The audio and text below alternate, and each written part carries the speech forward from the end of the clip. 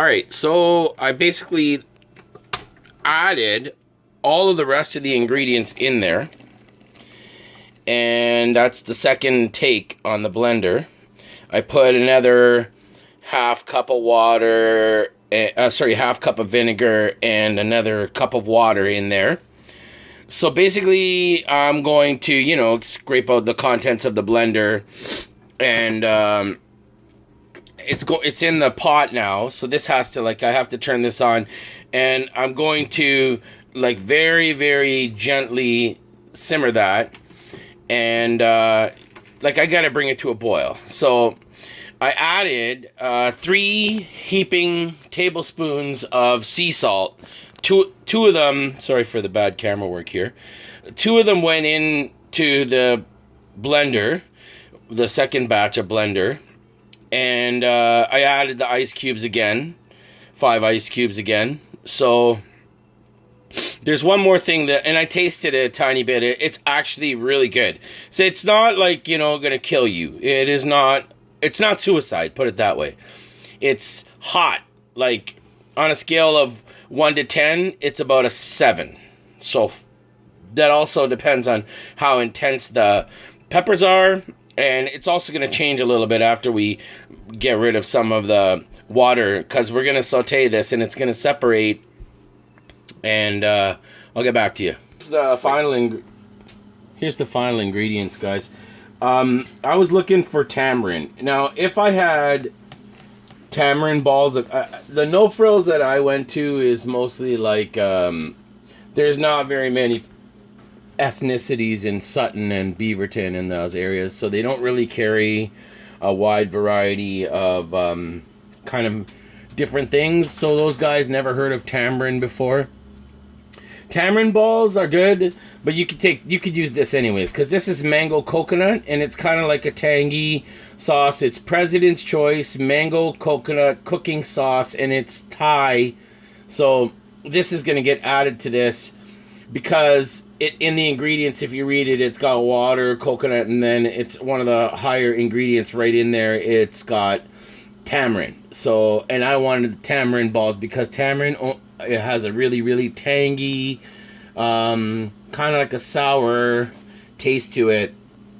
But all of this stuff is in here, and I'm going to put this in there, fold it all together, and then I'm going to turn the heat on to low and let it gradually work its way up. And you'll see that the water that I put in there, it's going to separate. So if you want to try to make this hot sauce by yourself without this sauce, like I say, if you can't find this sauce, but you could find tamarind balls. So then take, let's say, half a cup of coconut oil and put coconut oil in there. And put, let's say, 6 tamarind balls. But you would put the tamarind balls in the blender. And you could put the coconut oil in here. So anyways, we'll get back to you. So, okay, so there's still, quite a bit of that stuff in there. So I'm just going to put a little bit of red wine vinegar in here instead. And I'm going to shake it vigorously. I don't know, that's probably 1/4 cup of red wine vinegar. So I guess altogether we have put in 1 1/4 cups of vinegar. 2 of them were white, and this is just red, just to add a little bit more tanginess to the sauce, because hot sauce is really good tangy. And that's it. So it's got all the salt, it's got all the ingredients, so everything's added in there now. So I'm going to put the heat on low, and then I'm going to fold it up with one of these things. This just to get it all mixed up nicely. And tips and important things. Make sure you blend it really good, because you don't want to have chunks of pepper.